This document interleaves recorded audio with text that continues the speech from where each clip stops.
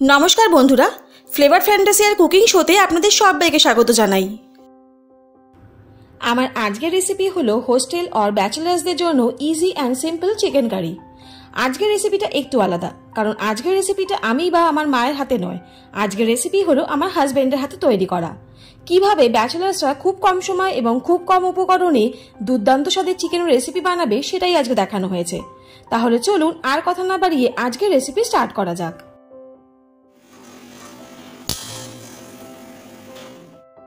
प्रथमे कड़ाईते परिमाण मतन सादा तेल दिए दिलाम किछु इनग्रेडिएंट्स फ्राई करार जोन्नो। तेलटा खूब भालो करे गरम होले गैसेर फ्लेम मिडियाम करे एखाने दिए दिलाम प्राय 300 ग्रामेर मतन पेंयाजेर टुकरो, दिए दिচ্ছি 2 इंचिर मतन टुकरो करे राखा आदा, दिए दिচ্ছি 10-12टा रसुनेर कोया, दिए दिচ্ছি 7-8टा काঁচা लंका, झालटा अवश्यई आपनादेर पछंद मतन देবেন, दिए दिलाम 2টো टुकरो करे राखा टमेটো और सबशेषे दिए दिलाम 10-12टा काजू। এই সবকটা ইনগ্রেডিয়েন্টস তেলের মধ্যে প্রায় 3 থেকে 4 মিনিটের মতন খুব ভালো করে ভেজে নিতে হবে। এই সব ইনগ্রেডিয়েন্টস গুলো যদি আগে থেকে অল্প তেলে হালকা ফ্রাই করে পেস্ট করা হয় তাতে গ্রেভির থিকনেসটাও দারুণ আসে আর গ্রেভির কালারটাও দুর্দান্ত হয়। এবারে ইনগ্রেডিয়েন্টস গুলো কড়াই থেকে নামিয়ে ঠান্ডা করে একটা স্মুথ পেস্ট বানিয়ে নেব।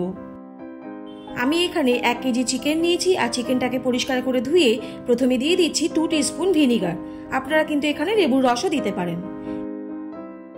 এবারে এর মধ্যে দিয়ে দিচ্ছি যে পেস্টটা তৈরি করেছিলাম তার ঠিক হাফ পোর্শন আমি আবার গ্রেভি তৈরি করার সময় দেব। দিয়ে দিলাম পরিমাণ মতো লবণ এবং 2 টেবিল স্পুন লঙ্কার গুঁড়ো। এবারে দিয়ে দিলাম প্রায় 100 গ্রামের মতন জল ঝরানো টক দই। এবারে সবকিছু মশলার সাথে চিকেনটাকে খুব ভালো করে একবার মিশিয়ে নিতে হবে আর এরকম ম্যারিনেট করে আমি চিকেনটাকে প্রায় 8 থেকে 8 ঘন্টা রেখে দেব। যদি আপনাদের হাতে সময় না থাকে তাহলে কিন্তু আপনারা ইনস্ট্যান্টও এই রান্নাটা করতে পারবেন। অন্যদিকে ওই ভাজা তেলের মধ্যেই আমি এবারে সরষের তেল পরিমাণ মতন দিয়ে দিলাম। আপনারা চাইলে পুরো রান্নাটাই সাদা তেলে করতে পারেন, আমি এখানে এবারে সরষের তেলে চিকেনটাকে রান্না করব। সরষের তেলটা খুব ভালো করে গরম হয়ে গেলে গ্যাসের ফ্লেম লো টু মিডিয়াম করে ম্যারিনেট করা চিকেনগুলো এবার তেলের মধ্যে ছেড়ে দিতে হবে।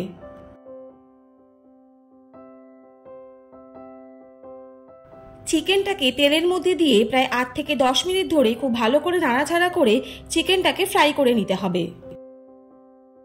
আপনারা এই পর্যায়ে চিকেনের মধ্যে নুনটা দিতেই পারেন, কিন্তু যেহেতু আমি ম্যারিনেশনের সময় চিকেনে নুনটা দিয়েছি তাই আমি এখন নুন দিচ্ছি না। দেখুন চিকেনের কালারটাও চেঞ্জ হয়ে গেছে আর চিকেনটা খুব ভালোভাবে ফ্রাই হয়ে গেছে। এবারে এর মধ্যে পেস্ট করে রাখা বাকি অংশটা দিয়ে দিচ্ছি। দিয়ে দিচ্ছি 2 টেবিল স্পুন লঙ্কার গুঁড়ো, ঝালটা অবশ্যই আপনাদের পছন্দ মতন দেবেন। দিয়ে দিলাম 2 টেবিল স্পুন জিরে গুঁড়ো এবং 2 tablespoon Kashmiri red chilli powder. এই সবকিছু গুঁড়ো মশলার সাথে চিকেনটাকে আমি আরো 10 থেকে 12 মিনিট খুব ভালো করে কষিয়ে নিচ্ছি। চিকেনটাকে যত ভালো করে মশলার সাথে কষাবেন ততই এর টেস্ট দুর্দান্ত হবে। এবারে এর মধ্যে আমি যে পেস্টটা করেছিলাম তার মশলা ধোয়া জলটা দিয়ে দিলাম। আমি এই চিকেনের রান্নাটায় কোনো রকম জল ইউজ করব না, কারণ চিকেন থেকে যে জলটা বেরিয়েছে বা ম্যারিনেশন করার পরে যে জলটা বেরিয়েছে মশলা থেকে তাতে এই রান্নাটা হয়ে যাবে। আমি আবারও গ্যাসের ফ্লেম লো টু মিডিয়াম রেখে চিকেনটাকে প্রায় 7 থেকে 8 মিনিটের মতন রান্না হতে দেব। 7 থেকে 8 মিনিট পর রান্না হওয়ার পর দেখুন চিকেনের উপর থেকে তেলটা ভেসে উঠেছে আর আমাদের চিকেনটাও একদম পারফেক্টলি কুকড হয়ে গেছে।